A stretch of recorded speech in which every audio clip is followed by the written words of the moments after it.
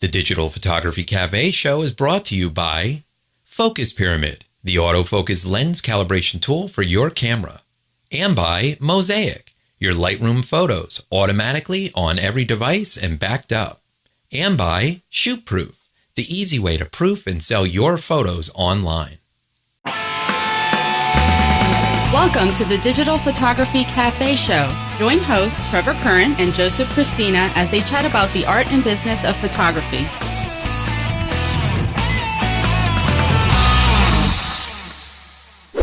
Hey everybody, welcome back to the show. This is episode 107. I'm Joseph Christina here with my co-host Trevor Curran.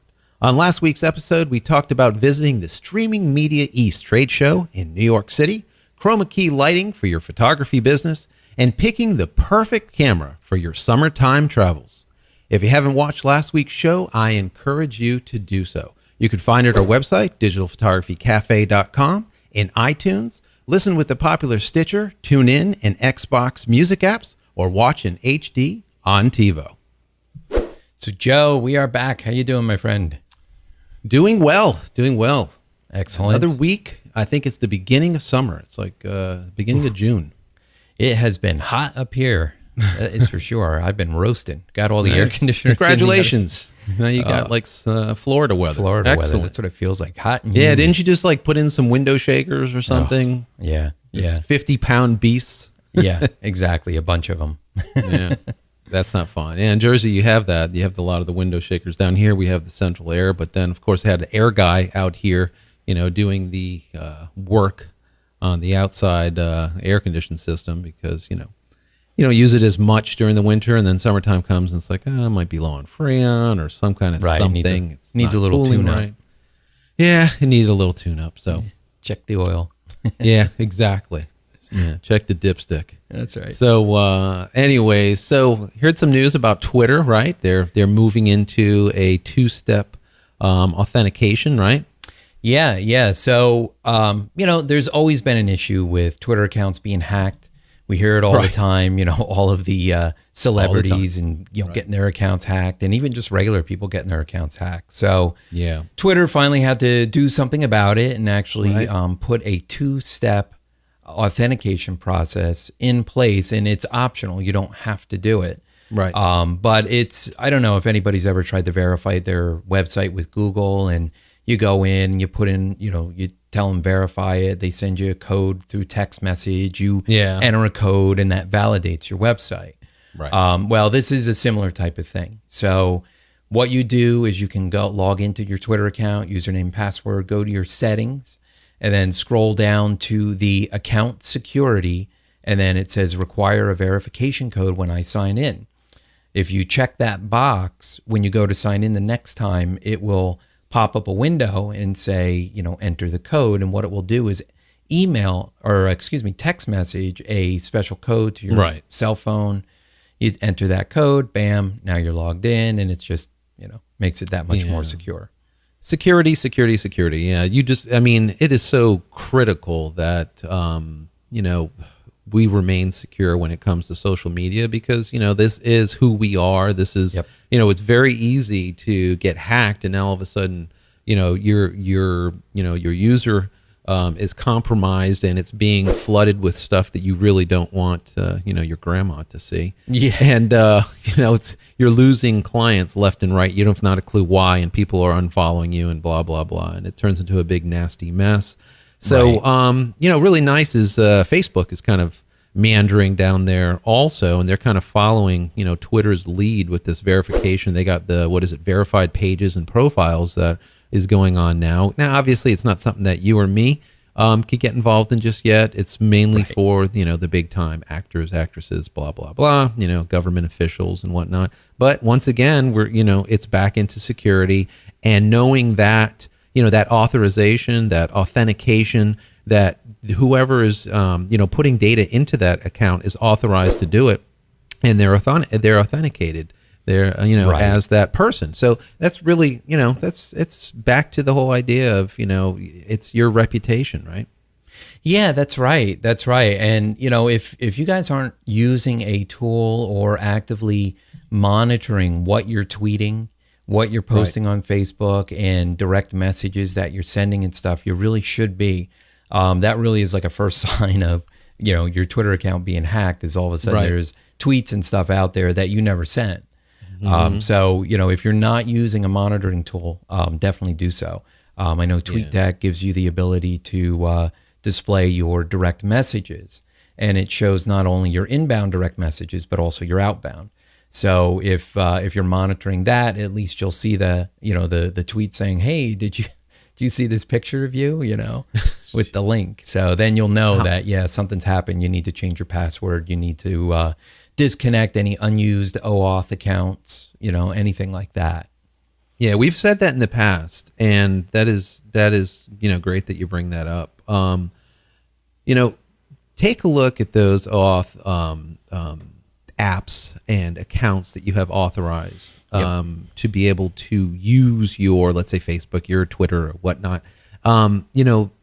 You'll find that there's probably some apps in there that are outdated that you no longer use. There might be some websites that use it that you no longer frequent, and whatnot. You really need to take a look at it and delete every single one that's using that OAuth authorization, let's say, or authentication, and just delete it out of there. If you're not using it, delete it. If you don't know who it is, delete it, because delete it. because and that has happened in the past where you hit a little radial button, or you say yes, a little check mark or something, and now all of a sudden they have authorization to use, let's say, your Twitter profile, and you don't even know it, and it's in there, and it's like some company that you never heard of. And this has happened in the past, even with famous people out there, and their accounts get compromised, right? Yeah, that's right. And speaking of OAuth, so any of these applications or services that you're using that you're already connected with OAuth, you're set with that. This double authentication is not going to affect that. But whenever you go to authorize an OAuth account, you have to log into your Twitter account, username and password, and click the I agree in order for that application to be authorized. So if you use this double opt-in type of thing, you'll have to enter that password, that text code every time you go to authorize something, which may be good, actually, because that is one more step to prevent any hackers that get into your account from going in there and authorizing an OAuth account. Exactly. And, they make it really easy for you. They either do it with, like you were saying, text message. If you can't get a text message, they send you a voicemail, basically, with a number that you could kind of, type in after the fact. So they do make it so that anybody and everybody can get this, this two-step authentication done pretty easily. So that's really cool.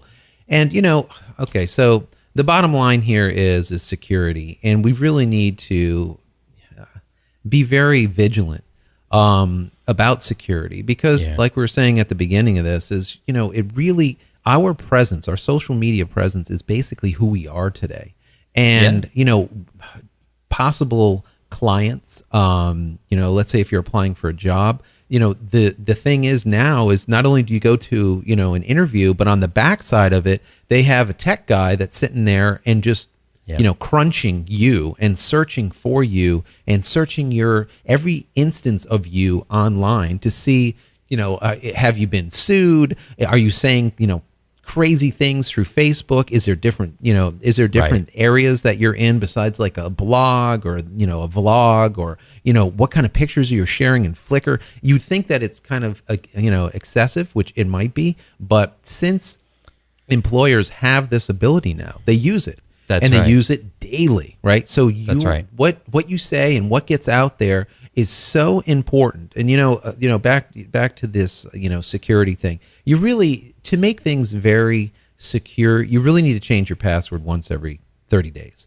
And if you do that, you're going to have to re-authenticate anyways with this two-step process, no matter what. Right. So changing that password is really important. Even if you don't use the two-step process, at least change that password, and definitely look at these OAuth, authenticated, let's say, apps and websites to see, and just delete them if you don't know who they are or if they're just old, right?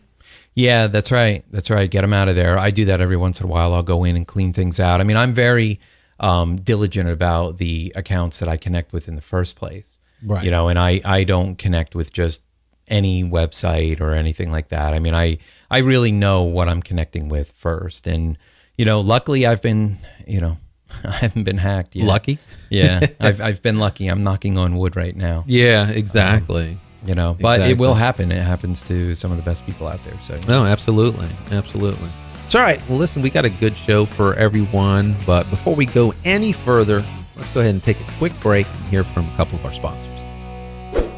Are you frustrated with slightly out of focus images when you know your autofocus spot was dead on? It's simply not your fault. From manufacturer to manufacturer, and even lens copy to lens copy, there are slight variances to the exact spot where light is being focused onto the sensor. Finally, there's a product that allows you to compensate for those variances and make sharper images immediately. Focus Pyramid, the autofocus lens calibration tool, is an absolute must for every photographer.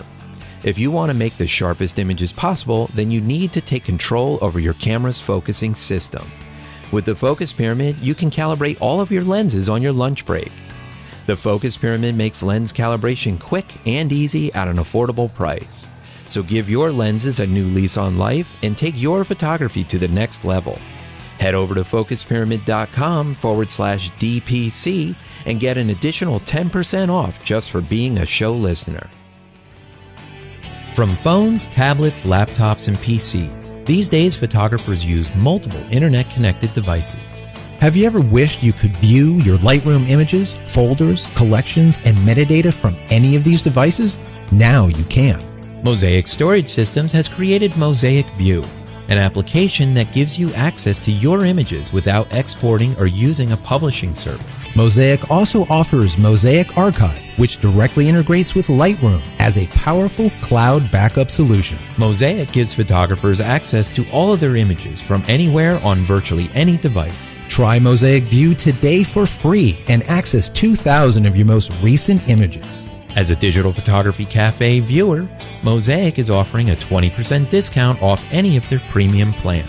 Go to mosaicarchive.com and use coupon code DPCafe at checkout. Mosaic. Lightroom, anywhere, any device, secure, backed up. As photographers, we're always trying to increase sales and profits after every event. We shoot an event and have hundreds or even thousands of images that just sit on our hard drives. Perhaps a better workflow would increase sales by getting those valuable images in front of the client. That's where ShootProof comes in. At shootproof.com, you can have an online gallery for all of your clients' proofing needs.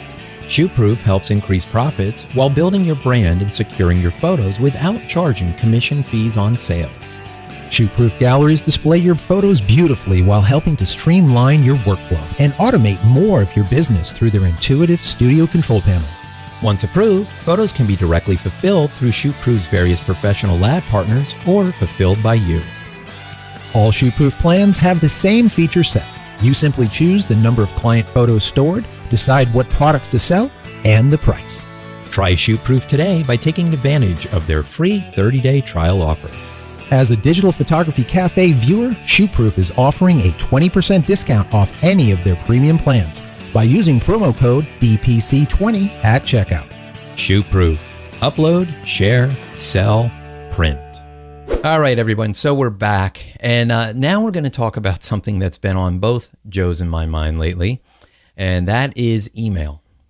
Yes. And the issues in dealing with said email. Right. And you know, we as- know that email, right, is the lifeline of any photography business and any business out there in general. As of today, email is basically your answering machine of yesterday. If you were a business and you didn't have an answering machine, you weren't in business. People would call, it would just ring and ring and ring, and they would go to the next number. That's right. Email is the same way. Your email has to work, and it has to work effectively. And it is definitely by far the one major lifeline that keeps you connected with customers as well as possible customers, right? Clients and future clients. I mean, people don't call anymore. People don't want to talk on the phone. They don't want, especially cold calls. They definitely don't want to make cold calls because they're always afraid that there's going to be a pushy salesman on the other end of the line. And fact of the matter is, it just takes longer to make a phone call. You spend the time typing up, a cup, 60 seconds, typing a quick email message and send it. It's a lot easier than ending up spending, 10, 15 minutes with somebody on the phone. That's why people text. That's why texting is so popular, because they don't want to take the time to pick up the phone and actually call people and be stuck on the phone for a half hour. So, email is so important. Basically, in the photography business, our websites are a marketing tool for us. They're a sales tool. Yeah, they're basically our portfolio of right. It, right? That leather case that we used to carry around. Right. That is our website, is that leather case. And the nice thing is we don't have to actually bring that case all over God's country. God's country can come and see our leather case online at any given time, 24 hours a day, 7 days a week, 365. So yeah, definitely a great marketing tool. Our main marketing tool, right? Yeah, that's right. And, because it's a marketing tool, it's not mission critical whether our website is up or down. Obviously we don't want it to be down, but we're not necessarily going to lose out on sales if our website is down for a few minutes. Obviously, if it's down for an extended period of time, that's a problem. When you have a company like Amazon whose business is their website, they do e-commerce, that is mission critical. If they're down for 5 minutes, they've lost thousands of dollars in sales. Yeah. So, that is mission critical to them. But email is mission critical to business. That's just the way it is. So, I know you've had problems recently, and I know some people who've had problems as well. All right. So, okay. All right. So email is a thing where, all right, I'll give you an example of one of the problems that we've had as of late. Mm-hmm. Okay. So if you, for some reason, and this is the problem with email, if you send email out and, it comes back as sent and it's in your send box, and you could swear that the party got it. Yep. They might not have. On the other side of that is if they send you an email and if it's in their send box, they think that you received it, but you didn't receive it. Now, why is this? Many times it has to do with these SMTP, these mail servers that are out there in the ether that is grabbing the mail, sorting it, and sending it to the appropriate party. Almost like your mail service, at the end of the road. They take those envelopes, take those letters, and they stick them in the right box, and then your mail guy or mail gal goes and delivers it to your mailbox. The same type of thing. The problem is when that message gets to your post office, the post office deems it as, let's say, spam, or they deem the entire sender, the location of the sender, as a spam, let's say, location where spam comes from. And now every letter that comes from that location is deemed as spam, and that immediately gets put into the dump, into the box. You never will get that ever again. The problem with that is many times these messages are dev nulled. What that means is they get put into nowhere's land, and there's lost in cyberspace. Lost, and whereas it's dev nulled. It's a computer term that basically says it goes to nowhere land. Exactly. It disappears. And the thing is, there's no acknowledgement that it disappeared. No. So the person that sent it doesn't get an acknowledgement that you never received it. You never got acknowledgement that it was ever sent. Yep. And it's just completely gone. And so what we were having issues with is some of our mail that was going out was actually not reaching its destination. Why is that? Well, we've used GoDaddy for many, many years, probably 10 plus. Right. And it seems that what has happened is, now this is not a GoDaddy specific thing. This is all these mail companies, even server companies that have this problem. It seems that what has happened is some of their SMTP servers, which is their mail servers, have been black flagged by companies like SpamCop, which is a big issue, right? And you've heard of stuff like this with your clients in the past with SpamCop, right? Yeah, I really have. It's really is bad news because the IP address itself that your computer sits at, it's like your mailing address, it's like the house number. Right. And if that IP address gets on the naughty list, you're done. I mean, your email is done, your website is done. All of a sudden, all the ISPs around the world, your internet service providers of your customers, let's say, they don't even know you exist anymore, right? Because you've been put on this naughty list. So Spam Cop is one of these services that patrols and monitors for spammers and stuff. Right. And then they notify all the ISPs, with this list, and they say, all right, this is a known spammer, blacklist them so your clients don't get the garbage email. Right. And so this is kind of geeky, right? I mean, Yeah, kind of it's what we're geeky, talking but- about today. It's a little bit geeky, but there's a point behind it. It's so important. It's so important. So like you said, you get on the naughty list. It's very difficult to get off. They have different rules that are put into place on how to get off.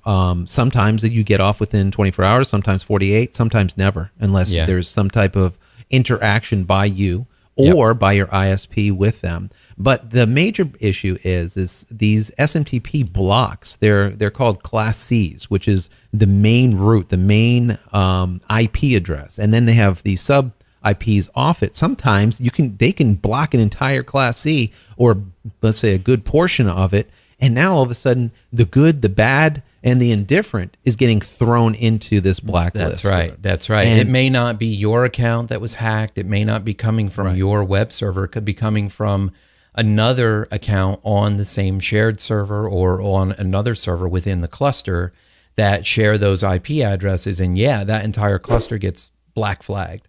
And now all the hundreds or thousands of people that have websites and emails in these clusters of computers are done. Yeah. They're just completely blocked. And then I guarantee you their customer support line is ringing off the hook. Yeah, and that's the best case scenario is if that line is ringing off the hook. The problem is when these emails get black holed like this and they disappear.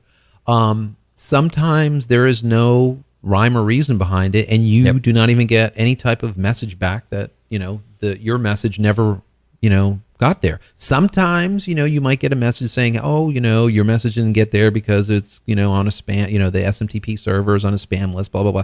That's the best case. The problem with it is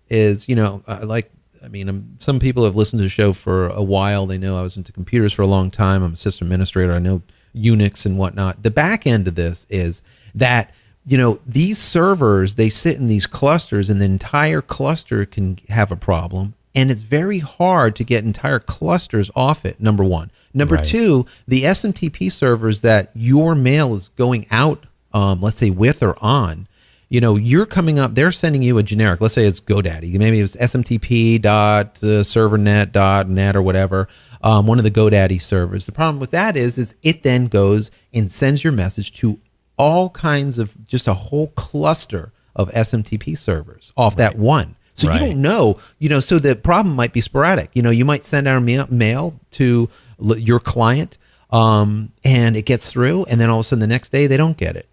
And the biggest issue here is if your email falls on deaf ears, you have some serious problems. It's this is a big, major problem because, GoDaddy can't fix it. And just like, let's say, 1-to-1 and there's so many other companies, it's very hard for them to fix it. Sometimes they find it difficult to fix. Sometimes they just, okay, so why is this happening? Right. Well, I think it's overselling. What do you think, Trevor? I think what happens is these companies, they're setting up these accounts that are extremely cheap, and the hackers know that they're cheap. They go spend $4.99, they get an account, they just completely kill it. Yep. And then they move on to the next thing. I think that's one of the major issues, right? That's exactly right. That's what you find happening with a lot of these big internet, web hosts and stuff like that. Right. GoDaddy specifically. I mean, there's a lot of put it this way, any website hosting that you get for $5 a month, they're just trying to make up the money in volume. I mean, they're putting as many people as they can on that server. They don't care who they are. They don't do background checks. I mean, if their credit card clears, come on in. Here, doors open. Yeah. And they will put as many people on these servers as they can. And that's what happens. These spammers, these bad guys get a hold of these cheap accounts. They set up these multiple emails and stuff, and they just start hammering and send them out and send them out. And when their, account gets closed down, finally someday, they don't care. They move on. They create another account, whether it be in the same service provider or with somebody else. And that is a problem. So we could, I have a case study here from an associate of mine, same type of thing. He had a website that also had his email going through the web server. He was on a shared server, and there was an account from an entirely different domain name on the same shared server who was compromised. And it was compromised from their local PC. The user's PC had malware, spyware, something on it. It wound up getting their email, username, and password. And then the bad guys got in. They just started sending out a ton of mail from this person's email account. Well, it immediately got flagged as spam. But as we said earlier, it didn't just flag that domain name. It flagged the entire IP cluster, Right. which brought the entire server down. Not down, but, basically Right. nobody could send or receive mail. So, he was really kind of screwed there for a while. And luckily the hosting company was on it. They figured out where the problem was. They got security experts on it. They got, in touch with Spam Cop and all these other lists that create these blacklists, and they were able to get removed. And that is so critical, that you need to be with a company who is going to be proactive like that and who is going to really try and weed out the riffraff, not have just everybody and their mother on the server, not even knowing who they are, and just allowing them to do whatever they want willy-nilly. And so size sometimes doesn't matter when it comes to these web hosting companies. And the reason I say that is the smaller guys, it is more important to them. It behooves them to make sure that their mail is going out, and they will, they will sick one of their, tech guys on, let's say Spam Cop or someone, to go and rectify a problem quickly. Whereas some of the bigger ones, what happens is it just, it's a problem. And if you call them, they'll say, yeah, we're working on it. Yeah, we know there's a problem, but we're working on it. Well, you've been working on it for 6 months. They very well may or may not be working on it. Exactly. That's just their, that's their line. That's what they're, Yep. exactly. That's the response that they're said to, that they need to say. And that's as far as it goes.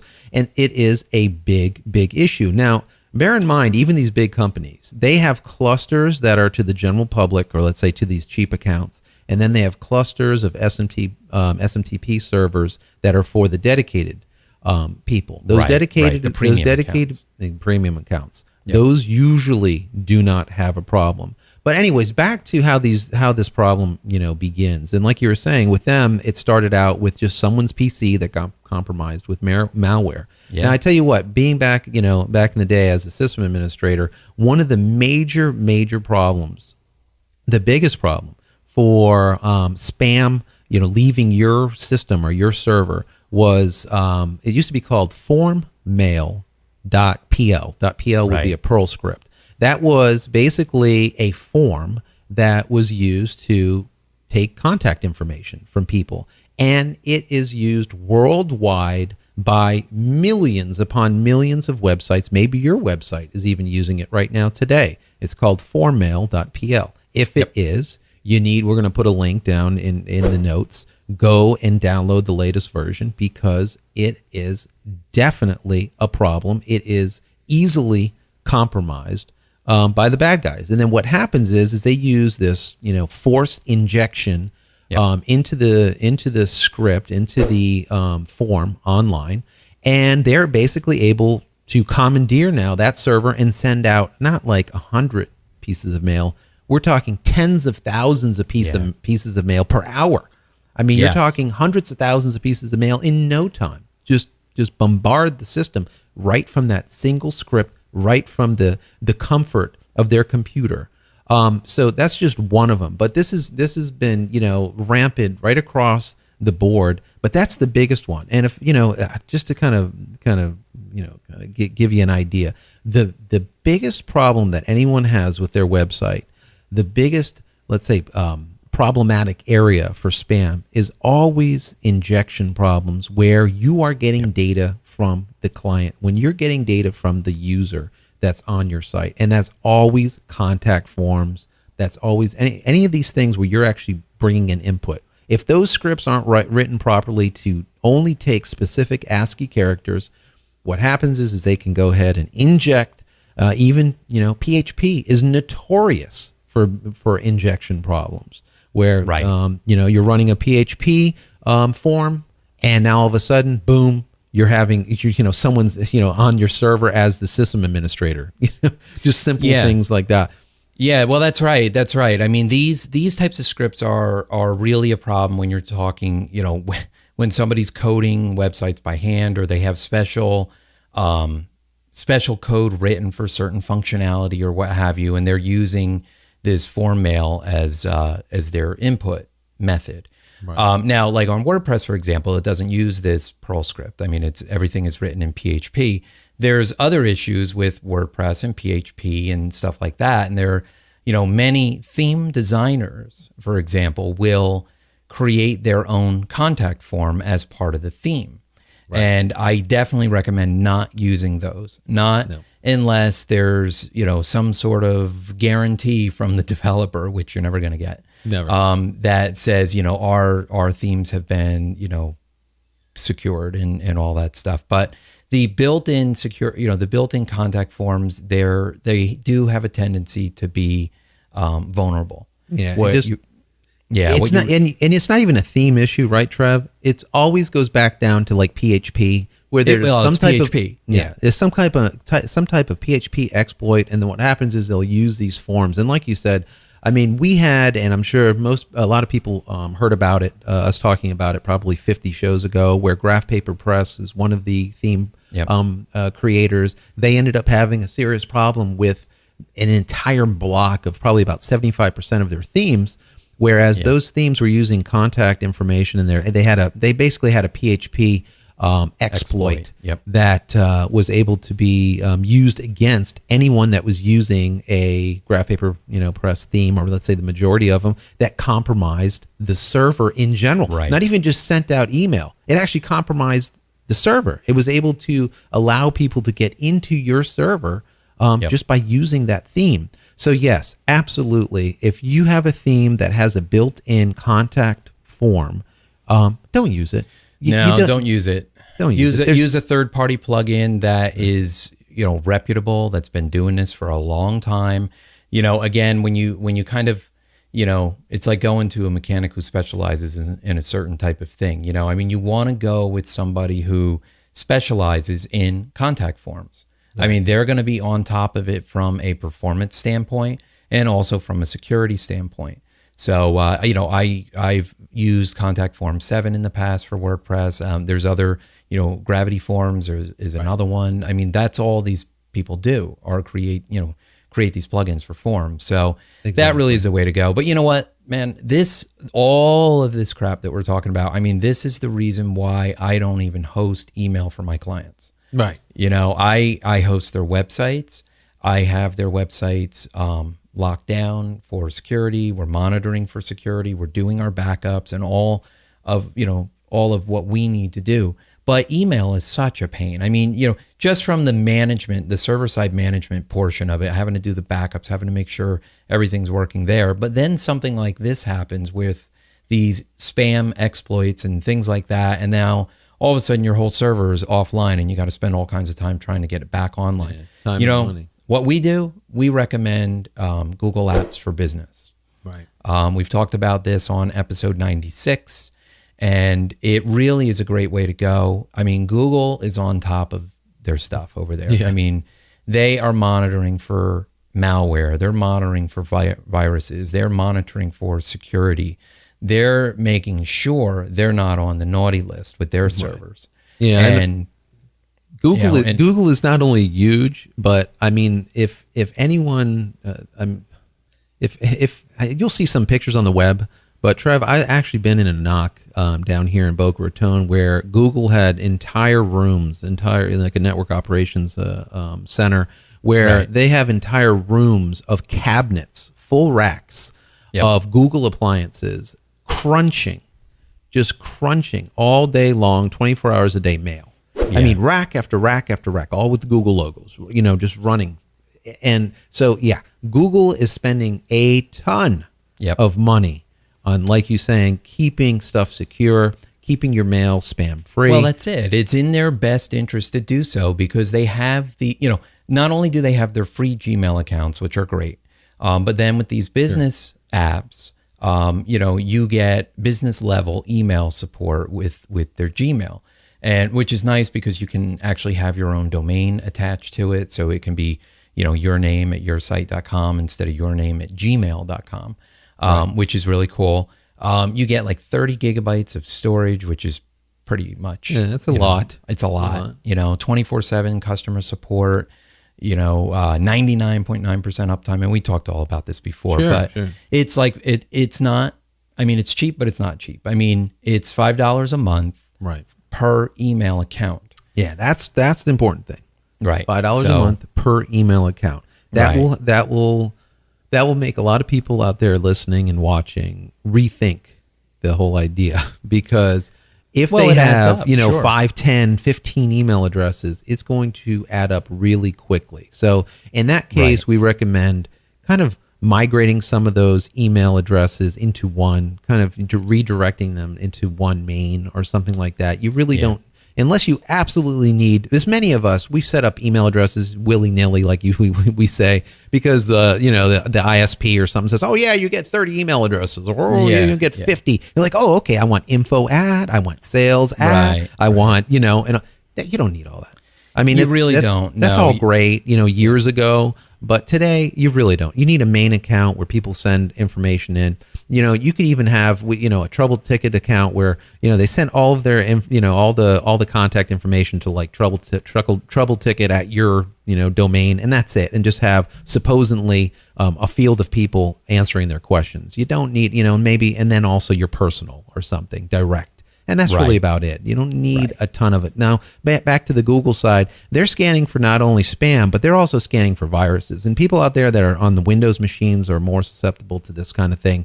And right now, the viruses are rampant. The server that I run right now, we do Dr. Web and a couple of other things that are constantly scrubbing attachments for viruses. I've been getting a ton of reports just this week alone on just viruses like crazy, a ton of messages where I didn't see this for probably about 3-4 months. Right now, the viruses are out there on these attachments and they are hot. There's a ton out there. If you're on a Windows machine, definitely take a look. Don't open up any of these zip files, because most of them are zips. Yeah, no. And if your system gets compromised, we're back to the whole idea of your integrity and what you look like on the web. Right. All of your contacts are going to get some type of mail about some type of, let's just say something that you don't want sent out there from you. That's right. Yeah. But for $5 a month, it's pretty good. There's other options out there, right, Trev? Yeah, there are. There's other services out there. I mean, I don't have firsthand experience with them, but just doing a quick Google search for email service providers. I mean, you can find a lot of companies out there that have premium WordPress accounts. Email accounts. Right. You can get multiple accounts. 2, 3, 4, 5 for the same money. So there are other options. I would say if you use one of those other options or you're thinking about it, really investigate them. Look for reviews about them. See what their guarantees are. Are they backing up all your email? Is it secured? Are they scanning? Are they monitoring? Are they doing all that stuff? Just, before you jump in, just because you're looking at the dollar amount.